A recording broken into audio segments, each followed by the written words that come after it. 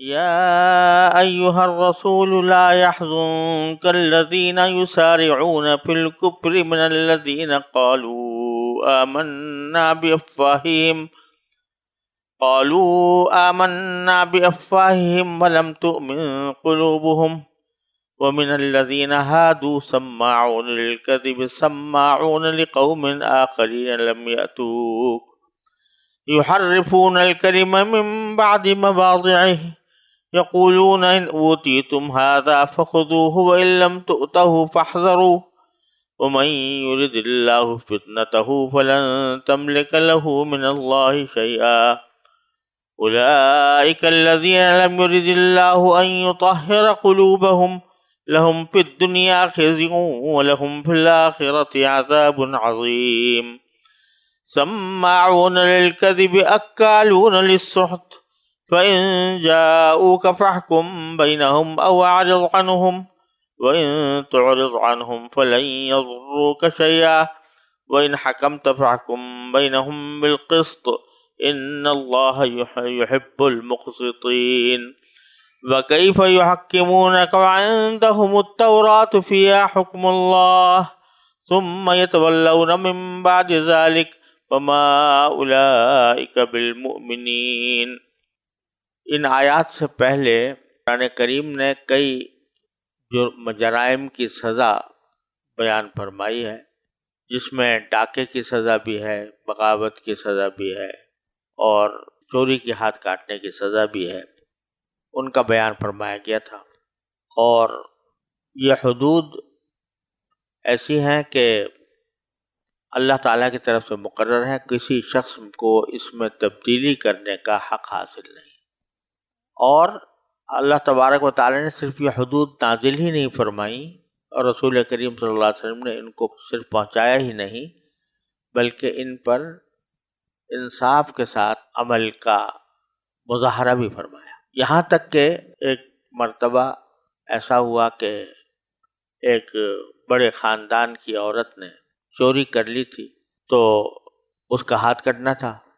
لیکن وہ ایک بڑے خاندان سے تعلق رکھتی تھی، تو لوگوں نے چاہا کہ کسی طرح اس کی سزا معاف کرا دی جائے، اور یہ سوچا کہ سب سے زیادہ مؤثر طریقہ یہ ہوگا کہ حضرت اسامہ رضی اللہ تعالیٰ عنہ کے ذریعے سفارش کرائی جائے، جو حضرت رسول کریم صلی اللہ علیہ وسلم کے بہت لاڈلے متبنہ تھے۔ تو ان سے سفارش کرانے کے لیے لوگوں نے کہا کہ ان سے سفارش کرائی جائے تاکہ وہ حضور کے سامنے سفارش کریں گے صلی اللہ علیہ وسلم، تو آپ ان کی بات مان لیں گے اور یہ سزا ان سے ٹل جائے گی۔ لیکن جب حضرت اسامہ رسول کریم صلی اللہ علیہ وسلم کے پاس پہنچے تو اور انہوں نے اپنی سفارش پیش کی، تو رسول کریم صلی اللہ علیہ وسلم کو چہرے مبارک پر تغیر آیا، اور ساتھ ہی آپ نے فرمایا کہ اسامہ کیا تم اللہ کی حدود میں سے ایک حد میں سفارش کرتے ہو؟ اور پھر فرمایا کہ اگر میری بیٹی فاطمہ بھی چوری کرتی تو میں ضرور اس کے ہاتھ کاٹتا۔ تو یہ جو ارشاد رسول کریم صلی اللہ علیہ وسلم نے فرمایا، یہ ایک اصول قائم کرنے کے لیے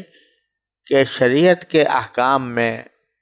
چھوٹے بڑے خاندان کا کوئی تصور نہیں ہے کہ یہ بڑے خاندان کا تصور ہے لہذا اس کو معاف کر دو سزا سے، اور یہ چھوٹے خاندان کا اسے سزا دے دو۔ اسلام میں اس کا تصور نہیں ہے، قانون کی نگاہ میں سب برابر۔ یہ ایک اہم اصول تھا جو رسول کریم صلی اللہ علیہ وسلم نے قائم فرمایا۔ دوسری طرف یہودیوں کے ہاں یہ سلسلہ تھا، اور اس کا یہ بات آپ نے خود اس وقت بھی بیان فرمائی جب یہ فرمایا تھا کہ حضرت فاطمہ بھی اگر چوری کرتی تو میں ان کا ہاتھ کاٹ لیتا۔ تو یہ اس وقت بھی فرمایا کہ پچھلی امتیں اس لیے برباد ہوئیں کہ جب ان میں کوئی شریف آدمی، یعنی شریف سے مراد بلند خاندان کا آدمی، مال و دولت کے لحاظ سے زیادہ خوشحال آدمی اگر چوری کرتا تو اس کے چوری کرتا یا کوئی کسی جرم کا ارتکاب کرتا تو اس کے لیے بہانے ڈھونڈ لیے جاتے تھے، اور اگر کوئی معمولی آدمی کسی جرم کا ارتکاب کرتا تو اس کو پکڑ لیا جاتا۔ تو یہ صورتحال یہودیوں کے ہاں چلتی آئی تھی کہ بڑے بڑے جرائم کی سزائیں تو سخت رکھی ہوئی تھی، تورات میں موجود تھیں، لیکن جب ان پر عمل کرنے کا وقت آتا تھا تو اس وقت میں اکثر و بیشتر یہ لوگ کوئی نہ کوئی تعویل کر کے، کوئی بہانہ کر کے بڑے لوگوں سے اس کو موقوف کرا دیتے تھے۔ اسی قسم کے کچھ واقعات رسول کریم صلی اللہ علیہ وسلم کے عہد مبارک میں پیش آئے، جن کے پس منظر میں یہ آیتیں نازل ہوئی ہیں جو میں جو میں نے ابھی پڑھی ہے، اور جس کا ترجمہ اب آپ کی خدمت میں پیش کروں گا۔ اور اس کا ربط ما قبل سے یہی ہے کہ سلسلہ چل رہا ہے حدود کا اور جرائم کی سزاؤں کا، تو اس میں جو یہودیوں کی بدعنوانیاں تھیں کہ وہ بڑے آدمی کی سزا معاف کرا دیتے یا اس میں تبدیلی کر دیتے، بعض اوقات اس کی وجہ سے کچھ تورات میں بھی تحریف کرنی پڑے تو کر لیتے، اور معمولی آدمی ہو تو اس کے بارے میں کوئی مسئلہ نہیں تھا۔ تو میں پہلے اس آیات کا ترجمہ پیش کرتا ہوں، اور بلکہ ترجمے سے پہلے، آیات کا ترجمہ سے پہلے ان تھوڑے سے واقعات کا میں ذکر کرتا ہوں جن کی پس منظر میں یہ آیتیں نازل ہوئی۔ ایک واقعہ تو اس میں یہ تھا کہ یہودیوں کے 2 قبیلے مدینہ منورہ میں آباد تھے، ایک بنو قریظہ کہلاتا تھا، ایک بنو نضیر کہلاتا تھا۔ اگرچہ یہ دونوں یہودی تھے، لیکن ان کے درمیان آپس میں جنگیں بھی چلتی رہتی تھی، اور جنگوں میں بنو قریظہ جو ہے یہ ذرا کمزور قبیلہ سمجھا جاتا تھا، اور بنو نضیر جو ہے وہ زیادہ طاقتور سمجھا جاتا تھا۔ تو ان جنگوں کے نتیجے میں جب بنو نضیر غالب آئے تو انہوں نے ایک عجیب قسم کا فارمولہ بنو قریظہ کے سے طے کرا لیا۔ وہ یہ طے کرا لیا کہ اگر بنو قریظہ کا کوئی آدمی بنو نضیر کو قتل کرے تو اس میں قصاص نہیں ہوگا، یعنی اگر کوئی بنو قریظہ کا آدمی بنو نضیر کو قتل کر دے تو قصاص نہیں ہوگا، خون بہا ہوگا، یعنی دیت ہوگی۔ گویا بنو نضیر کے کسی آدمی کو قصاصاً قتل کرنے کا کوئی راستہ نہیں۔ اور دوسری طرف اگر بنو قریظہ کا کوئی آدمی بنو نضیر والا قتل کر دے تو اول تو قصاص ہے، اور اگر قصاص کسی وجہ سے نہ لیا جا سکے، یعنی قانوناً، مثلا یہ کہ قتل عمد نہیں تھا، شبہ عمد تھی، شبہ عمد تھا، یا قتل خطا تھا مثال کے طور پر، تو اس صورت میں اس کو دیت دی جائے گی، لیکن دیت دگنی ہوگی۔ جتنی بنو نضیر کے آدمی کو قتل کرنے کی دیت ہے وہ اتنی اس قسم کی دیت اس سے دگنی ہوگی۔ تو یہ ایک قسم کا ایک ظالمانہ فیصلہ کرا لیا تھا انہوں نے بنو قریظہ سے۔ اب بنو قریظہ نے دب کر یہ فیصلہ قبول تو کر لیا تھا، لیکن ظاہر ہے کہ اس پر ان کو ظاہر ہے یعنی اسے ناگوار تھا کہ یہ اگر فیصلہ ہمارے اوپر اس طرح امتیازی فیصلہ کیا جائے گا تو ہمارے لیے نقصان دہ ہوگا۔ اسی دوران رسول کریم صلی اللہ علیہ وسلم مبعوث ہو گئے، مدینہ منورہ تشریف لے آئے۔ تو اب اس وقت ان کے دل میں خیال یہ پیدا ہوا، بنو قریظہ کے دل میں خیال یہ پیدا ہوا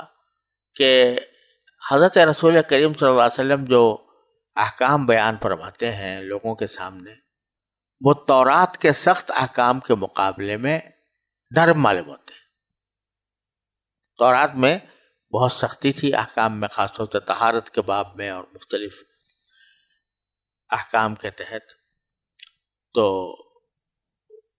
ان کو چاہیے، بنو قریظہ کے دل میں خیال پیدا ہوا کہ ہو سکتا ہے کہ رسول کریم صلی اللہ علیہ وسلم کے پاس اگر جا کر ہم پوچھیں تو وہ ہمارے لیے کوئی نرمی کا راستہ تجویز فرما دیں۔ تو بنو قریظہ نے بنو نذیر سے کہا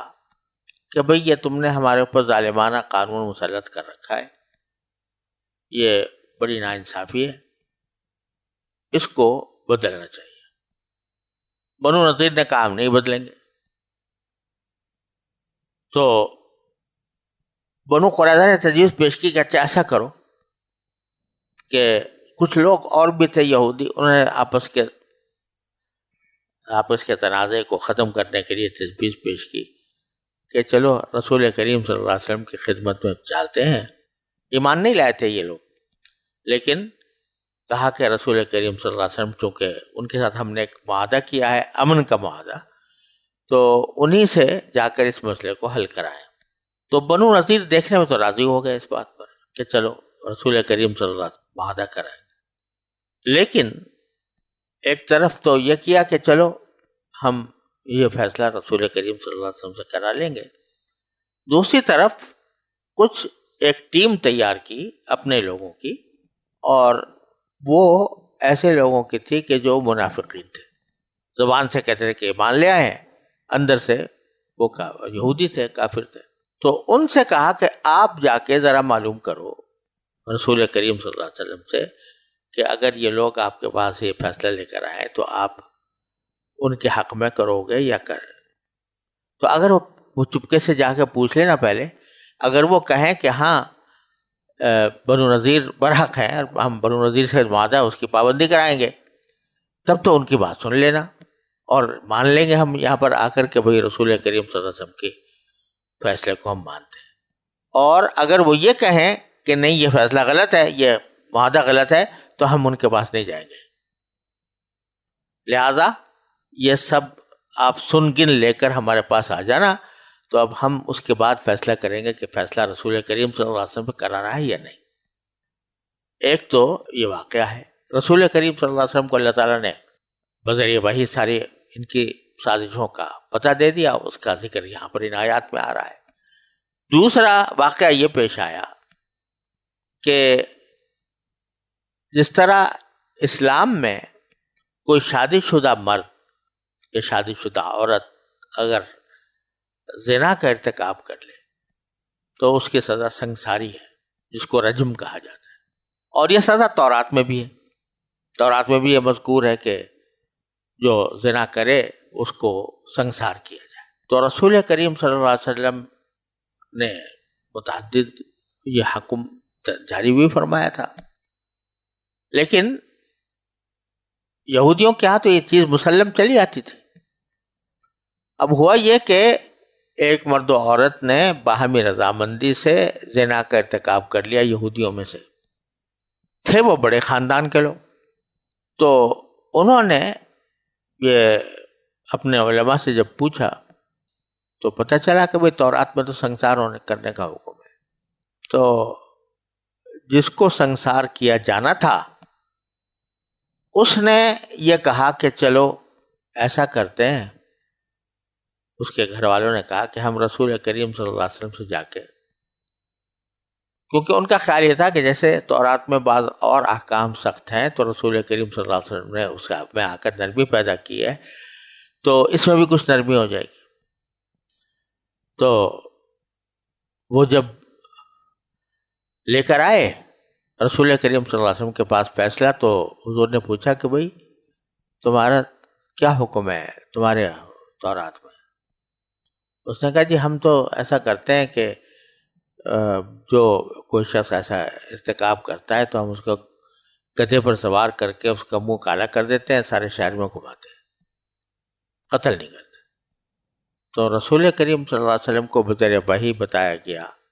اور بعض روایات میں آتا ہے کہ اسی وقت آپ پر رجم کا حکم نازل کیا گیا۔ تو آپ نے فرمایا کہ تم یہ صحیح نہیں کہہ رہے، یہ تم نے غلط کہا ہے، تورات کے اندر بھی حکم رجم کا ہے۔ اللہ تعالیٰ نے رسول کریم صلی اللہ علیہ وسلم کے قلب مبارک پر یہ وحی بھی فرمائی کہ ان سے کہو کہ تمہارا ایک بہت بڑا عالم ہے عبداللہ ابن سوریہ، اس کو بلا کر لاؤ، اس سے پوچھیں گے۔ تو عبداللہ ابن سوریہ وہ کہیں اور رہتا تھا، اس کو بلایا گیا اور اس سے رسول کریم صلی اللہ علیہ وسلم نے پوچھا کہ کیا حکم ہے تورات میں، تو انہوں نے کہا کہ جی رجمی کا حکم ہے۔ اور بعض روایتوں میں آتا ہے کہ وہ تورات کھول کر بیٹھا ہوا تھا اور تورات پڑھ رہا تھا، اور ایک آیت کے اوپر اس نے ہاتھ رکھا ہوا تھا، اور رسول کریم صلی اللہ علیہ وسلم نے فرمایا کہ تم یہ ہاتھ ہٹا کے پڑھو گے یہ نیچے کیا ہے، تو اس میں وہ آیت رجم تھی، یعنی وہ آیت تھی جس میں رجم کا سنسار کرنے کا حکم تھا۔ پھر بالآخر نبی کریم صلی اللہ علیہ وسلم نے ان کو رجم کیا، اور یہ صورتحال کہ قانون میں سب برابر ہیں اس کی آپ نے وضاحت فرما دی۔ اس پس منظر کے ساتھ ان آیتوں کا ترجمہ پڑھیے۔ اے پیغمبر، جو لوگ کفر میں بڑی تیزی دکھا رہے ہیں وہ تمہیں غم میں مبتلا نہ کریں۔ لا يحزنك الذين يسارعون في الكفر، یسارعون کے معنی ہے تیزی دکھانا۔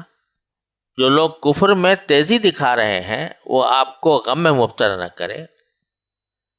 یعنی ایک تو وہ لوگ ہیں جنہوں نے زبان سے تو کہہ دیا ہے کہ ہم ایمان لے آئے ہیں مگر ان کے دل ایمان نہیں لائے، یہ منافقین، اور دوسرے وہ لوگ ہیں جنہوں نے کھلے بندوں یہودیت کا دین اختیار کر لیا ہے۔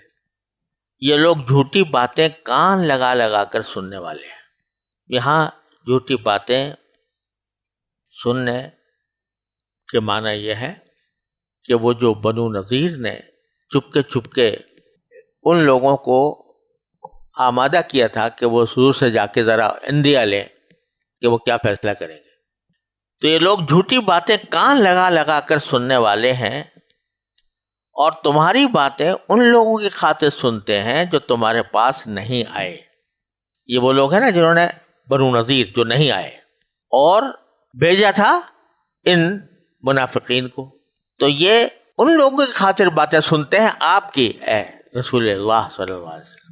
آپ کی باتیں سنتے ہیں ان لوگوں کی خاطر جو تمہارے پاس نہیں آئے، جو اللہ کی کتاب کے الفاظ کا موقع محل طے ہو جانے کے بعد بھی ان میں تحریف کرتے ہیں۔ یحرفون الکلم عن مواضعہ، کہتے ہیں کہ اگر تمہیں یہ حکم دیا جائے تو اس کو قبول کر لینا، اور اگر یہ حکم نہ دیا جائے تو بچ کر رہنا۔ یہ وہی بات ہے جو بنو نذیر نے اپنے بھیجے ہوئے منافقین سے کہی تھی کہ اگر رسول کریم صلی اللہ علیہ وسلم بات ہماری جیسی ہماری تائید میں کوئی کہتے ہیں تو بے شک سن لینا اور سن کر ہمیں پہنچا دینا، ورنہ پھر بچ کے رہنا بھائی، پھر وہ بات نہ ماننا۔ تو اور جس شخص کو اللہ فتنے میں ڈالنے کا ارادہ کر لے تو اسے اللہ سے بچانے کے لیے تمہارا کوئی زور ہرگز نہیں چل سکتا۔ وَمَن يُرِدِ اللَّهُ فِتْنَتَهُ فَلَن تَمْلِكَ لَهُ مِنَ اللَّهِ شَيْئًا، جس کو اللہ تعالیٰ فتنے میں ڈالنے کا ارادہ کر لے تو کوئی اس پر قابو نہیں چل سکتا، اس لیے کہ جب وہ اپنی ہٹ درمی اور عناد کی وجہ سے ایسے مقام پر پہنچ جاتے ہیں کہ ان کے سینوں پر مہر لگ جاتی اور ان کے دلوں پر تالے ڈال دیے جاتے ہیں، تالے پڑ جاتے ہیں، تو پھر اللہ تعالیٰ ان کو ان کے حال پر چھوڑ دیتا ہے اور پھر ان کو واپس لانے کے لیے ہدایت کے لیے کوئی اقدام نہیں فرماتا۔ یہ وہ لوگ ہیں کہ ان کی نافرمانی کی وجہ سے اللہ نے ان کے دلوں کو پاک کرنے کا ارادہ ہی نہیں کیا۔ اللہ تعالیٰ اگر دلوں کو پاک کرنے کا ارادہ فرما لیتے تو ان کی حالت درست ہو جاتی، لیکن اللہ تعالیٰ کسی پر زبردستی نہیں ٹھونستے کہ زبردستی کسی کو مسلمان بنا لے، زبردستی کسی کو ایمان کے اوپر آمادہ کرے جب وہ خود نہیں چاہتے، تو پھر اللہ تعالیٰ نے بھی ارادہ نہیں کیا ان کے دلوں کو پاک۔ ان کے لیے دنیا میں رسوائی ہے اور انہی کے لیے آخرت میں زبردست عذاب ہے۔ یہ کان لگا لگا کر جھوٹی باتیں سننے والے اور جی بھر بھر کر حرام کھانے والے، سماعون للکذب اکالون للسحت، کہ یہ رشوتیں لے لے کر اپنا پیٹ بھرتے ہیں اور کان لگا لگا کر جھوٹی باتیں سنتے ہیں۔ فَإِن جَاءُوكَ، اگر یہ آپ کے پاس آ جائیں، فَاحْكُم بَيْنَهُمْ أَوْ أَعْرِضْ عَنْهُمْ، تو آپ کو اختیار ہے کہ چاہیں تو فیصلہ کریں اور چاہیں اعراض کر لیں، فرمائیں کہ ہم نہیں بھائی تمہارے معاملات میں پڑھتے نہیں، تم جانو تمہارا کام کیا ہے، تم جیسے ہم کوئی فیصلہ نہیں کرتے. آپ کو اختیار ہے، چاہے فیصلہ کریں چاہے انکار کر دیں. وَإِن تُعْرِضْ عَنْهُمْ، اور اگر آپ ان کا فیصلہ نہ کریں، اعراض کریں، فَلَنْ يَضُرُّوكَ شَيْئًا، تو اب اطمینان رکھیں کہ یہ آپ کو کوئی نقصان نہیں پہنچا سکیں گے، کہ ان کو جو شکوہ ہوگا کہ آپ نے ہمارا فیصلہ نہیں کیا، اس پر یہ کوئی نقصان آپ کو نہیں پہنچا سکے. وَإِنْ حَكَمْتَ فَاحْكُمْ بَيْنَهُمْ بِالْقِسْطِ، اور اگر فیصلہ کرنے کا ارادہ کر لیں آپ تو پھر ان کے درمیان انصاف سے فیصلہ کیجیے. ان اللہ یحب المقسطین، بے شک اللہ انصاف کرنے والوں کو پسند کرتا ہے. وَكَيْفَ يُحَكِّمُونَكَ وَعِندَهُمُ التَّوْرَاةُ فِيهَا حُكْمُ اللَّهِ، اور یہ کیسے تم سے فیصلہ لینا چاہتے ہیں جبکہ ان کے پاس تورات موجود ہے جس میں اللہ کا فیصلہ درج ہے، پھر اس کے بعد فیصلے سے منہ بھی پھیر لیتے ہیں. ثم يتولون من بعد ذلك، فیصلے سے منہ بھی پھیر لیتے ہیں. وما اولئک بالمؤمنین، اور دراصل یہ ایمان والے نہیں ہیں. اب یہاں ذرا سی ایک بات قابل ذکر ہے کہ اس جگہ تو رسول کریم صلی اللہ علیہ وسلم نے یہ ارشاد فرمایا کہ اگر یہ بات تمہارے پاس فیصلہ لے کر آئیں تو تمہیں اختیار ہے، چاہے ان کا فیصلہ کرو چاہے نہ کرو، دونوں باتوں میں سے جو چاہیں آپ کر سکتے ہیں. لیکن آگے اسی سلسلے آیات کے اندر آیت نمبر 48 میں یہ فرمایا کہ فَاحْكُمْ بَيْنَهُمْ بِمَا أَنزَلَ اللَّهُ وَلَا تَتَّبِعْ هَوَاهُمْ، کہ ان کے درمیان فیصلہ کرو اور اللہ نے جو وحی آپ کے اوپر اتاری ہے اور جو احکام آپ پر نازل فرمائے ہیں ان کے مطابق فیصلہ کرو اور ان کے خواہشات کی پیروی نہ کرو. تو بظاہر ان دونوں میں ایک فرق نظر آ رہا ہے کہ شروع میں تو آپ نے فرمایا کہ آپ چاہیں تو فیصلہ کریں چاہے نہ کریں اور انکار کر دیں، اور آگے جا کر بالکل جزم کے ساتھ فرمایا کہ آپ ان کے درمیان فیصلہ کریں. اب یہاں در حقیقت سمجھنے کی بات یہ ہے کہ مدینہ منورہ میں کچھ لوگ تو وہ تھے جو رسول کریم صلی اللہ علیہ وسلم کے ساتھ معاہدہ کر کے ذمہ بن گئے تھے، یعنی وہ اگرچہ نہ غیر مسلم تھے مگر انہوں نے رسول کریم صلی اللہ علیہ وسلم سے یہ معاہدہ کر لیا تھا کہ ہم آپ کے ماتحت بن کر رہیں گے اور آپ کے احکام کے پابند بھی ہوں گے. یہ لوگ ذمہ کہلاتے ہیں. اور کچھ وہ لوگ تھے کہ جو ابھی تک جنہوں نے یہ عقد ذمہ یعنی یہ معاہدہ نہیں رسول کریم صلی اللہ علیہ وسلم سے نہیں کیا ہوا تھا. یہ بنو نذیر جن کا میں ابھی ذکر کیا، یہ ان لوگوں میں داخل تھے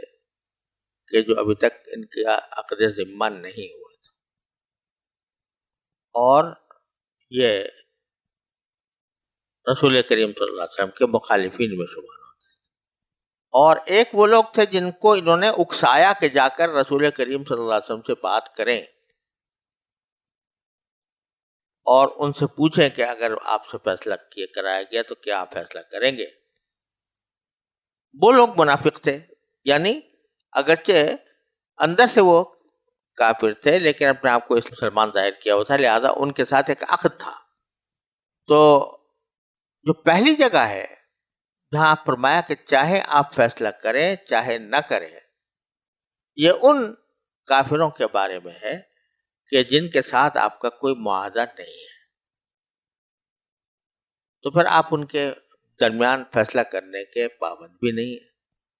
چاہے تو کریں چاہے نہ کریں. اور دوسرے جہاں یہ فرمایا کہ آپ ضرور فیصلہ کریں اللہ کے کلام کے مطابق، تو اس سے مراد وہ ہیں جن کے ساتھ عقد ذمہ ہو گیا، ذمہ بن گئے، یعنی ایک مسلمان ریاست کے غیر مسلم شہری بن گئے، جو اپنے دنیاوی حقوق کے اندر تو برابر ہوتے ہیں مسلمانوں کے ساتھ، جیسے حقوق مسلمانوں کے ویسے غیر مسلموں کے بھی، لیکن اتنا فرق ہوتا ہے کہ وہ اپنے جو مناکحات اور عبادات کا جہاں تک تعلق ہے وہ تو رسول کریم صلی اللہ علیہ وسلم سے ہٹ کر اپنے طور پر کرتے رہے، کوئی مسئلہ نہیں ہے، کیونکہ وہ ان کا غیر مسلم ہو کر رہنا اسلامی ریاست نے قبول کیا ہے، اس واسطے اسلامی ریاست ان کو یہ تحفظ فراہم کرتی ہے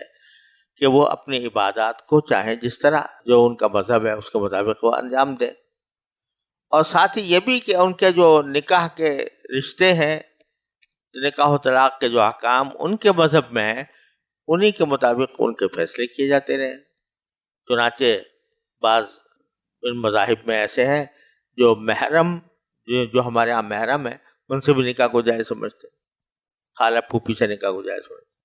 پارسی لوگ، یا ایسے لوگ ہیں کہ جو کسی خاص نکاح کے لیے ان کے ہاں جو طریقہ ہے وہ ہمارے نکاح سے مختلف ہے، تو ان کے نکاح و طلاق اور وراثت کے معاملات تو وہ جانے ان کا کام ہے، ہمارے اس میں کوئی دخل نہیں، وہ کرتے رہے اسی کے مطابق آزاد ہوں گے، بلکہ اگر اس کام کے لیے غیر مسلم قاضی بھی رکھنے پڑے تو غیر مسلم قاضی بھی رکھ سکتے ہیں، ان کے معاملات کو طے کرتے ہیں۔ لیکن وہ جو پورے ملک کا قانون ہوتا ہے جس میں سزا بھی ہے، وہ اس میں یہ تفریق نہیں کی جا سکتی کہ یہ فلاں مذہب کے لیے ہے فلاں مذہب کے لیے نہیں ہے، وہ تو سبھی کے لیے ہوتا ہے، وہ چاہے مسلمان ہو چاہے غیر مسلم ہو۔ تو جو عام قانون ہے وہ کوئی تمیز نہیں کرتا، تو اس لیے جو حکم ہے وہ یہ کہ اگر اہل ذمہ ہے اور وہ آپ کے پاس اپنا کوئی موقف لے کر آتے ہیں تو بے شک آپ لے لیں، اور لے کر فیصلہ اپنی شریعت کے مطابق کریں، نکاح طلاق وراثت میں نہیں بلکہ دنیا کے عمومی قوانین کے اندر، سزا و جزا کے اندر آپ اپنا فیصلہ اپنے قرآن کریم کے مطابق کریں۔ اس کی تفصیل انشاءاللہ اگلی آیات میں آئے گی۔